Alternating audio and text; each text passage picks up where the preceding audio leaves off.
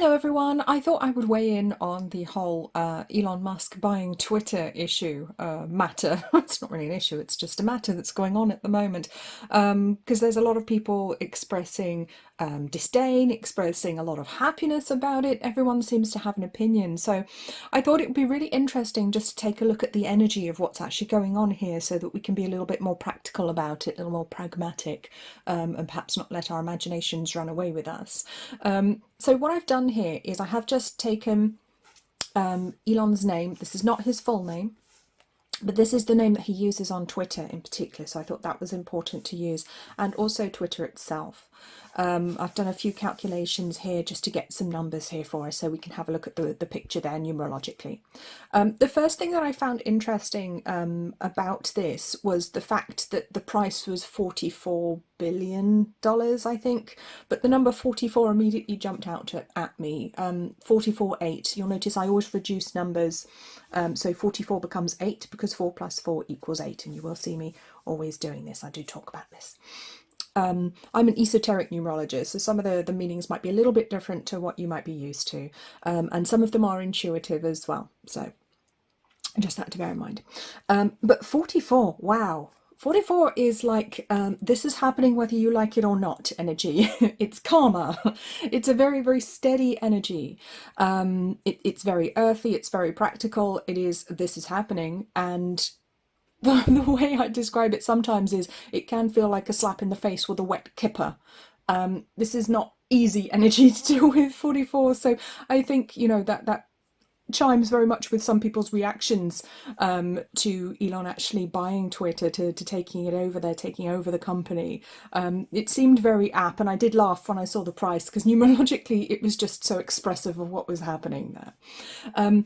But also 44, it is the number of karma. Now, I mean that in the correct sense, not as in the ha-ha karma, you know, the way we misuse that word in common parlance. This is happening because it is supposed to happen, that this is quite a major thing that Elon was supposed to do on his soul's path. But 44 can also be a very heavy number. It can be burdensome. So I believe him when he says that, you know, it could become a burden for him. I think Twitter will be a burden for him, but it's one that he seems to want to bear. But I think he wants to bear it for the right reasons. So let's take a look at the numbers here, see what we've got. So what I've done here is just had a little look at Elon's name. I'm not working with his date of birth today. At some point I will do his full chart for you, and we'll go through the whole thing. If you want to know everything about him, we can do that. So leave me a comment below if you'd like me to do that. So just looking at Elon's numbers, it's very, very interesting to see here. What jumps out at me here, first of all, is his overall soul expression, which is the total of all of the letters of his name, which is 2911-2.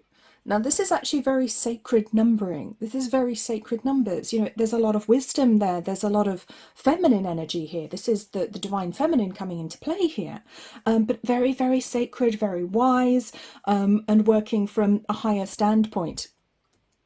Now, what I see here is his urge of soul. So that's the total of the vowels in his name, which gives us his urge of soul, which is 14-5.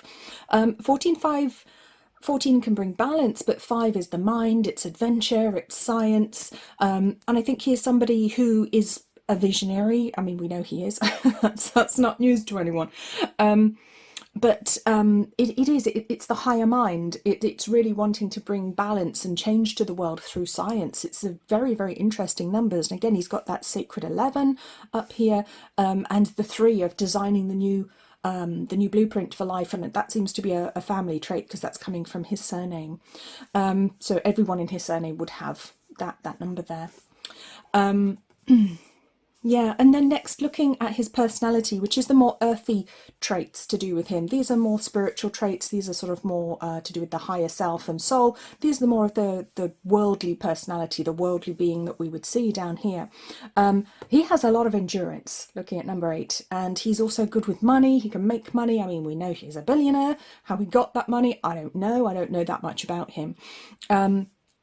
But 7 also, again, comes in with wisdom, comes in with mysticism there as well. I think this is somebody who knows a lot about mysticism, even if he doesn't talk about it. He does seem like somebody who brings through a lot of wisdom on a very practical level. But 7 also, this mystical number, it can bring arrogance as well, and thinking that you're better than other people. So that may be a tendency that you would see in his family. So his personality number then, when we add these up, we get 15-6. 15 is not an easy energy to live with. It feels to me on a very practical level that there's a lot of temptation in his life, which I can well imagine, having that much money and rubbing shoulders with all kinds of people who may or may not have good moral compasses. That must be a very, very challenging thing to do. And I can see that people would be trying to sway him in different directions a lot. And I think that's something that would have happened quite a lot in his life. People trying to influence him, perhaps for the wrong reasons. There would be a lot of temptation to very much do the wrong thing as well in his life. And that must be something that he struggles with on a daily basis. But when we look at the overall soul expression, so the higher self and the lower self together, we get this very sacred 29-11-2, which brings a lot of wisdom in as well there. So this is actually quite encouraging to see, to be honest. I'm happy to see this. This also shows me that he has a very sacred role to play on Earth right now, which I think is obvious because he's clearly a big player on the world stage right now. And out of interest, what I've done as well is I did just quickly calculate the numbers for his full name, including his middle name, which is Reeve. So Elon Reeve Musk. And interestingly, when you look at Elon Reeve Musk, his urge of soul is 29-11-2. So his higher self, what his soul actually wants to achieve in this lifetime, is 29-11-2. But here, it looks like he's trying to embody his higher principles. And this is what I'm seeing here by just calling himself Elon Musk instead of Elon Reeve Musk. He's trying to embody his higher nature, really trying to walk his spiritual path here, which is very interesting to see. Now, that isn't always a good thing. Someone's spiritual path may be good for them and not good for other people. But I do get a good sense here. I get a good feeling. So I'm feeling actually quite positive about this. I'm feeling quite good. So next we'll move on to having a look at Twitter, which is down here. My sheets might look a little bit chaotic to you, but it makes sense to me, so bear with me. We want to be looking at this a bit now. So Twitter. Now this is interesting because, as you'll see, I always do my charts by hand. I write them out by hand. There is a reason for that. That's not me being lazy and I can't be bothered to do it on Canva, because I absolutely could. But with esoteric numerology, we write it out by hand because our handwriting can sometimes reveal a lot about the reading, and if you make mistakes, that can tell you things about the energy as well. And you'll notice I made a mistake here. The I, which is a number 9, I actually wrote at the bottom at first by accident. Okay, now I know perfectly well that vowels go at the top, but I accidentally wrote that 9 at the bottom there, which is significant. I have crossed it out, but it is significant, and I'll come to that in a second. That's why I leave my mistake for you to see, because it's actually meaningful. It's not, oh, Helen couldn't be bothered to write it out properly. Look, she's left us something with mistake here. That's disgraceful. We should send her some Tipex and complain to YouTube. Right, or Odyssey if you're watching on Odyssey. So with Twitter, so let's look here. So the urge of soul for Twitter is 9 and 5, so it's 14-5. Again, same as Elon over here. That's very interesting. We've got the same numbers showing up. It's the balance. It's the mind. It's very interesting to me. It's scientific debate. It's finding balance in ourselves through thought, through logic. And I think that was what Twitter was supposed to be. It feels very much to me like it was intended to be thought-provoking. It was intended to be a place where people could have interesting discussions, albeit through small snippets, because it used to be, what, 140 characters we used to get on Twitter in the early days, wasn't it? I think it was actually intended to make people think, to actually help them to bring some wisdom and thought to their lives. And that's curious. That's very interesting to me, because I didn't know that.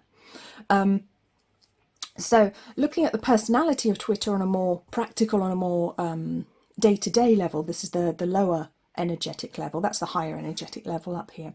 On the lower energetic level, we have 22, which is a very feminine number. Again, it's the goddess, it's the high priestess. So again, it brings in the opportunity for wisdom, for having a cool head and having discussions about things, but having the sensitivity as well there. Now, sensitivity is a double-edged sword, as we know, and there are a lot of twos here with these T's. Okay, two T's, T2s, three T2s. So we've got 222.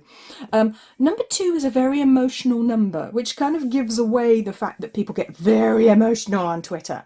And when the energy is out of balance, yeah, people will continue to get very emotional on Twitter. And 20 is a pretty emotional number as well, so there is that potential for people to get very upset or for emotions to really run high on Twitter, possibly higher than other platforms. And I do think that's the case. Having been on a few, Twitter seems to be the place where people have the most extreme emotions, and that shows up in the numerology. That's very much there.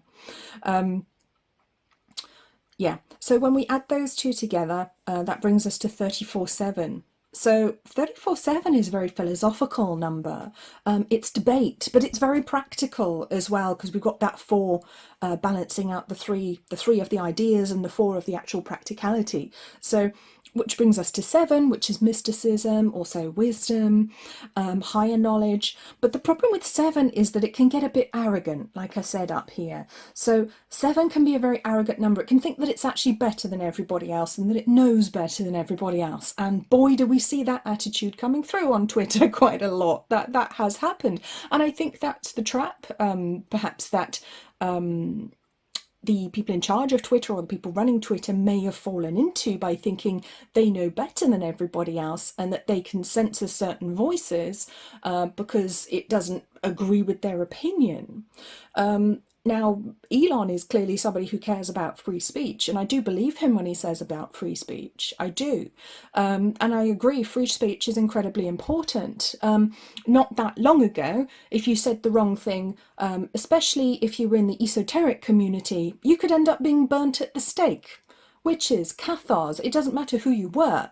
Having the wrong opinion or voicing the wrong things, saying the wrong things could get you killed. That's extremely important. You know, obviously that's an extreme example, but that's where it leads to ultimately if we don't guard free speech as it should be looked after.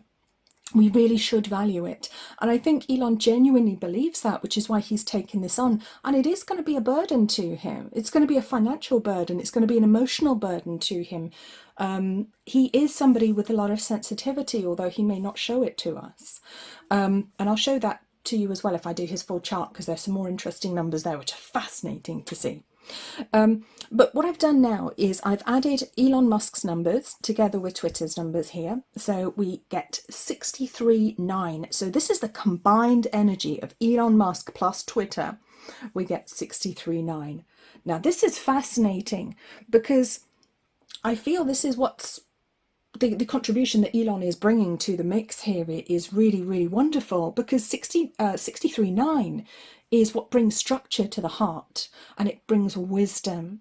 So what we've got here is we've got this 63, 6 being the number of the heart, and the heart can run away with us, as we know, but 3 is the blueprint, it's the design. So it's like bringing a system to the heart, giving it structure so it doesn't run away with itself, so it doesn't get carried away not knowing what it's doing or acting inappropriately. It actually brings a framework of actually, no, you're not allowed to do that. You're not allowed to scream at people and chuck them off the platform. Everyone gets a chance to speak now. And that's what I see from these numbers. I mean, 3, 6 and 9 are very sacred numbers, and we do have a 369 pattern this year as well. Obviously they've come out differently here as 639, which is a slightly different energy, but they are still showing up again. 9 is very much the number of wisdom, the number of the hermit, the one that lights the way for others to follow. And I feel this could be a start actually of other platforms starting to reform themselves somewhat, taking away their political biases, perhaps backing down a bit on censorship, backing down on being so very controlling, which is the issue that we've had there. It's been very, very controlling, which is not good for people. People need to be able to speak their mind. Everybody has a right, in my opinion, to say their piece, to have their opinion. You know, they have a right to speak, but they don't have a right to be listened to necessarily. If other people aren't interested in what you've got to say, well, tough. You know, they don't want to listen, they don't want to listen, but you have the right to say it without being threatened or silenced or imprisoned or worse, you know, tortured or killed, for example. That is very, very strongly my opinion. And I believe that he is bringing balance back to the platform, much as a lot of people don't like it because it is a very emotional platform. There's a lot of emotion there, and I get it. I understand why people would be fearful. They're afraid that people who they perceive as dangerous to them, which may or may not actually be the case in reality. A lot of the time it's just political differences, and people get very upset about that, especially in America for some reason, which I don't fully understand, but maybe that's because I don't live there. But it's very polarizing. And again, 2 is a very polarizing number. It can be very polarizing. 2 is about extremes. And I think that's what Twitter was for. It was to have the whole gamut of different opinions so that you could explore the extremes from one side to the other. That was the point. And with 2, the wisdom lies of actually finding the middle ground, of actually listening to that extreme viewpoint and that extreme viewpoint and everything in between. And that's how you learn, by listening to everything at once. Well, not all at once, everything, not at once. Well, it does seem like all at once on Twitter. And then you can actually find the wisdom. Then you can formulate your own opinion. But how can you formulate your opinion, or an educated opinion, if you don't have all the information? And that's the key here.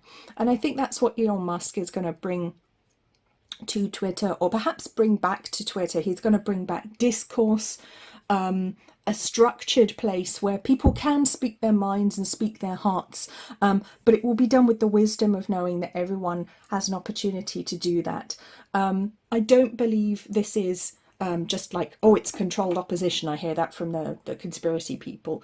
Oh, it's controlled opposition. He's just doing this to help the WEF or whatever. Well, maybe he is, maybe he isn't. But ultimately, energetically, I see this as a good thing. I see his intentions as certainly being good here. I see the outcome as being good here. So I don't have a problem with any of this. And I've actually pulled some cards as well, which I will show you now. Pulled a few cards just to get some confirmation on those things for us. So I'll just lay them out, see if I can get them in the shot. Okay, cat and dog. Yeah, I wasn't expecting those to come out together. So I asked, you know, what energy lies beneath here, you know, what the outcomes are going to be. And the outcomes here is really good. Independence, but also being able to look at our shadow. And this is extremely important right now, because as we move into the age of Aquarius, we need to learn about our shadow. We need to alchemize it. We need to integrate it. We need to bring in those broken parts of us so that we can heal them, so that we can mend ourselves. And if we can't explore the darker aspects, we can't do that. If we're being censored, we can't do that. If we're self-censoring, we can't do that. We cannot heal ourselves if we are busy censoring what we say and what we think all of the time. We cannot be whole. So healthy boundaries coming in with the cat here. The ability, and the cat is the creature that walks in the light and the dark. And I mean that in a practical sense, but also in a spiritual symbolic sense as well. The cat is the one that can walk in the daytime and in the darkness of night as well without fear. The cat understands both energies, can work with both of them and can integrate them. Now coming in with the energy of the dog next to it, which is lovely, which is, there's an energy of rebirth that comes through here. And this is beautiful because this is a very beautiful energy from the dog. I'll just read it out to you. It says loyalty, sincerity, and unconditional love. And that's what I feel here. This is a sincere move. This is a real move to help people, and a real loyalty to free speech, I think, as well. I do feel that Elon is doing this for the right reasons. I really do. He genuinely wants to help people here. Other things he wants to do which may be less helpful, well, that's another matter. But you don't have to judge somebody just by one action. Okay, let's look at the whole picture. I'm only looking at this bit at the moment. I'm not saying he's a good person or he's a bad person. I'm not drawing judgment on that. But I do think it's going to change our perception, and I think this is absolutely key with 42.6 perception. And it's bringing the wisdom back here, I think, to the site. so that we can see what's really going on. It used to be a case that I didn't actually go on Twitter for a long time. I left Twitter because it was such an angry, horrible place to be. It was really quite unpleasant. Didn't matter whether I agreed with people's opinions or not, they just seemed so angry, and I didn't want to be a part of that anymore. It seemed like you couldn't say anything without being shouted down by all of these random people that would show up and have a go at you, which is horrible. I don't want to be a part of that. But I think it's going to change the perception of the whole site. I think people will see the site differently, but I also think that people will see the world differently as a result.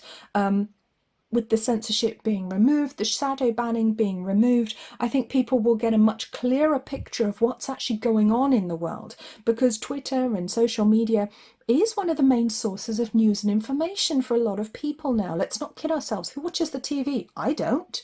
I do get my information online, and that includes social sites.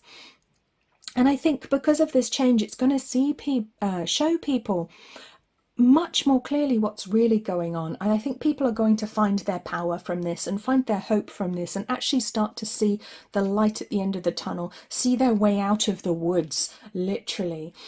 This dark place that we've been stuck in for a while. I think people will really start to find their way through now. So this is a very, very hopeful message. This is very positive. This is good. Now the energy underneath, yes, egos will be bruised, I'm afraid. Some people are really going to act out. There will be backlash. There will be backlash on a very practical level from individuals, possibly also from companies. I heard something about Google threatening to take the app off the App Store or something, which is incredibly petty. That's what happened to Float as well, and Float is going from strength to strength, to be honest. If you're not on Float, I'll link below, you definitely should be. With the goblin energy, it is all about the wounded ego, and it's about the lower aspects of self. It's about the ego mind, the monkey mind that thinks it's so clever. It's very unspiritual, the very unspiritual basic based, if you like, elements of us, which are not necessarily good ones, which can be us being very selfish, very self-centered, a bit narcissistic, a bit childish. It's a very childish energy that you get from the goblin. But the higher energy here is the Merlin. Just going to move the dog out of the way. There we go. Good dog. There we go. So the Merlin is actually the higher energy here, and this was, I think, the inspiration, and it is about justice, it's about balance, and that's wonderful. And I was talking about natural justice in this week's forecast. I think I'll link to that above if you haven't seen it already. But the Merlin is very magical and reminds us as well that we are sovereign beings, and that we do have so much power and so much strength when we choose to use it. And this isn't about dominating others, because that's not the point. And that's one of the things that we are learning as we move into this new age, this new energy of the age of Aquarius. We're moving out of the age of Pisces, where it was might is right, I will dominate you, I will have my opinion and only mine is valid, everyone else has to be quiet, or I will hurt them or lock them up, or worse. And we're moving into a new age where people can be much more wise and say, oh, okay, I'm aware of all of this information. I'm aware that you feel that and that's your truth, and that's okay. This is my truth. And we can be okay with each other about that, even if we don't agree, as long as we're not doing any harm to anybody. And that is incredibly important, as long as you're not directly harming somebody. And I don't mean hurting their feelings, okay? Get over yourselves. Grow up, people. There's a real powerful alchemy, and this is what I was saying about alchemizing the shadow. That's what this takeover of Twitter is helping us to do. So Elon, in his own way, is helping us all along on our spiritual path, or those of us that use Twitter at least, helping us to actually see all sides of every topic, see all sides of a question, so that we can grow in our own wisdom, we can make better choices and decisions, and help ultimately to make the world a better place. And isn't that what we want? Well, certainly what I want. So thank you very much for watching this video. If you've reached the end with me, please do leave me a like, subscribe to the channel, because that really, really helps. Leave a comment if there's something that you would like to add, something that you've picked up. I'd be fascinated to hear, and I will see you all again soon.